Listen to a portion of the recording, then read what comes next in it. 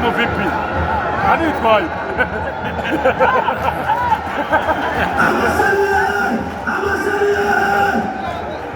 Wasiri tangaza Ruya dusha Ruya kibajo Aje dusha tumeze